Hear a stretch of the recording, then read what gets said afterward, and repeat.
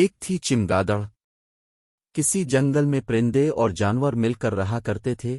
اسی جنگل میں ایک خود غرض اور مکار چمگادڑ بھی رہتی تھی، جو اپنی ضرورت کے مطابق کبھی پرندوں میں شامل ہو جاتی اور کبھی زمینی جانوروں میں۔ ایک دن کسی بات پر جانوروں اور پرندوں میں لڑائی ہو گئی۔ لڑائی کے موقع پر کبھی جانوروں کا پلہ بھاری ہو جاتا اور کبھی پرندوں کا۔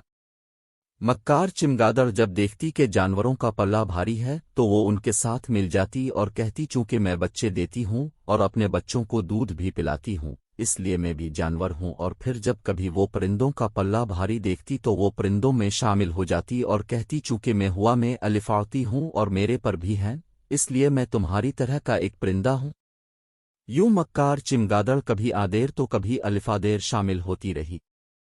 آخرکار لڑائی جانوروں نے جیت لی۔ یہ صورتحال دیکھ کر چمگادڑ جانوروں کی طرف آ گئی تاکہ ان کے ساتھ مل کر فتح کی خوشی منائے، مگر اس کی خوشی تب خاک میں مل گئی جب جانوروں نے اس کو یہ کہہ کر نکال دیا کہ تم ایک پرندہ ہو، کیونکہ تم ہوا میں الفاڑتی ہو اور تمہارے پر بھی ہیں۔ تب چمگادڑ جلدی جلدی پرندوں کے پاس آئی تاکہ ان کو اپنی وفاداری کا یقین دلا سکے، مگر اب پرندے بھی اس کی چالاکی سمجھ چکے تھے۔